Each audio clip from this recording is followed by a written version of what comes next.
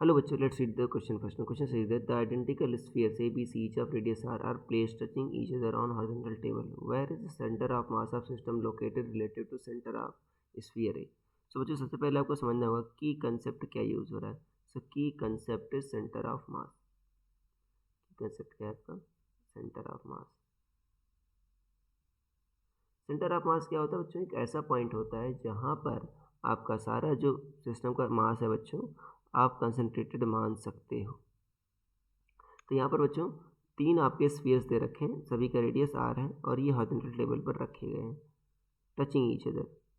अब देखो एक ही तरीके से तीनों दूसरे को टच कर सकते हैं बच्चों जब ये ऐसे ऐसे रखे गए. ठीक है ना. और बच्चों देखो तीनों का जो सेंटर ऑफ मास होगा इनके ज्योमेट्रिकल सेंटर पर होगा. तो ये ऐसे हैं वास्तव में. तो ये आर, तो बच्चों ये एक साइड जो ट्रायंगल के हो गई कितनी हो गई? 2r हो गई. ये भी 2r हो गई और ये भी 2r हो गई. तो वास्तव में क्या है बच्चों? ये आपका ये 2r साइड का एक ट्रायंगल बन गया. ठीक है ना. और सारे का मास क्या बच्चों? आइडेंटिकल है. सारे का मास आप m मान लो, mm. अब कह रहा है बच्चों सिस्टम को सेंटर आप बताना रिलेटिव टू स्फीयर ए. मान लो स्फीयर ए बच्चों यहाँ पर है. ठीक है ना. ये ए वाला है. तो यहाँ पर आप ओरिजिन ले लो. अब सेंटर ऑफ मास का कोऑर्डिनेट पता कर लो बच्चों इसके रिलेटिव. ये मान लो y है, ये क्या है? मान लो आपका x एक्सिस है बच्चों. तो जो कोऑर्डिनेट होगा ध्यान देना, इसका क्या होगा बच्चों? ये 2r कामा 0 होगा. ये क्या होगा बच्चों? 0 कामा 0 होगा. और ये क्या होगा? देखो बच्चों ये कोई इक्विलेटरल ट्रायंगल बन रहा है ना. तो ये 60 है बच्चों. तो ये क्या होगा? 2r cos 60 x coordinate. x coordinate मतलब इतना distance. 2r cos 60, y coordinate 2r sin 60. ये डॉटेड लाइन बच्चों. तो 2r cos 60 क्या आएगा? r. और 2r sin 60 क्या आएगा? √3r. तो ये बच्चों आपके सारे पॉइंट्स हो गए. ठीक है ना. सारे जो पॉइंट मासेस है उनका जो कोऑर्डिनेट आ गया. अब अगर मान लो XCM पता करना, सेंटर ऑफ मास का x कोऑर्डिनेट, तो XCM क्या होगा आपका? m1x1 plus m2x2. पर आप वेक्टर हटा दो.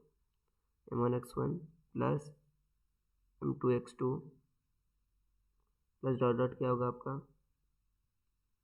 mnxn upon m1 plus m2 plus dot dot क्या होगा आपका? mn होगा. ये होगा बच्चों. अब देखो m1 सारे बच्चों m1 m2 m3 सारे क्या है आपके? m है. ठीक है. अगर मान लो इसको आप कर दो, ठीक है ना, m कर दो बच्चों, आप कट कर दो. ठीक है ना. सभी जगह m कर दो.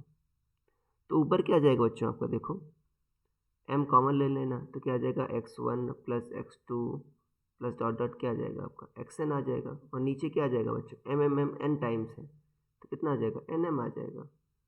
कट गया बच्चों आपका. तो XCM क्या आ गया बच्चों?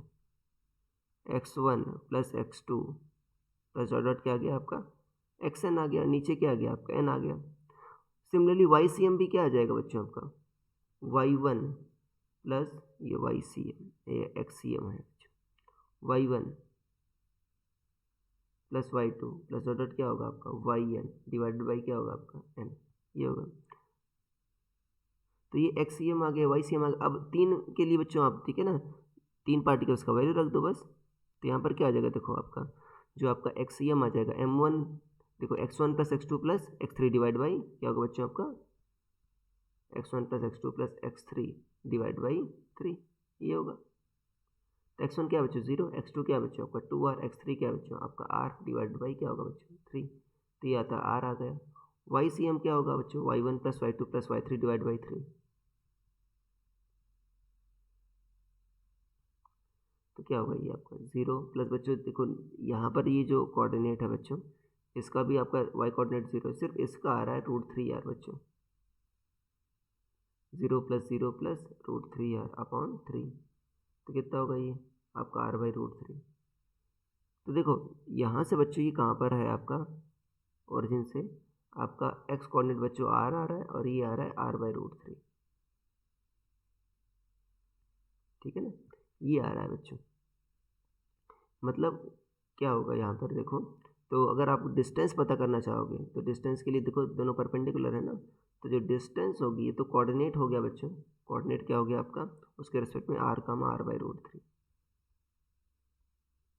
डिस्टेंस पता करना चाहोगे तो क्या होगा आपका? आर का square plus R by root 3 का whole square, R square plus R square by 3 क्या होगा बच्चों, 4r स्क्वायर बाई 3 या 2r बाई रूट 3, ठीक है ना, 2r बाई रूट 3, ये आंसर आ जाएगा डिस्टेंस। तो ये बच्चों आपका आंसर आ जाएगा। So I hope you understood it well. Best of luck.